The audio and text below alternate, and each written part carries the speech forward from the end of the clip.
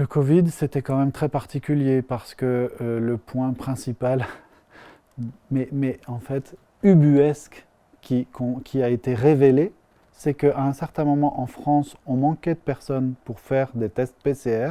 On a fait faire des tests PCR à des vétérinaires, à des étudiants en pharmacie, mais pas aux personnes qui ont un doctorat spécialisé dans la PCR. C'est une aberration puisque ce sont souvent les scientifiques qui ont monté les techniques, qui les connaissent très bien, et donc qui est plus à même de valider et de faire ces tests que ceux qui ont monté eux-mêmes la technique, jusqu'à être sûr de l'interprétation des résultats et de ce qu'on rend comme résultat aux patients. Or, il y a dans les hôpitaux plein de scientifiques. Par exemple, moi j'ai fait une thèse en biologie moléculaire. Je suis né avec la PCR. La PCR, c'est moi.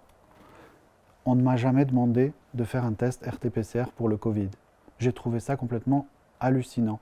Donc c'est complètement aberrant de ne pas avoir demandé aux scientifiques d'intervenir alors que ce sont eux qui sont sur les plateformes au niveau hospitalier, au niveau ingénieur hospitalier.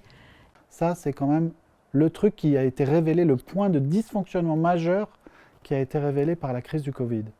Et anormal.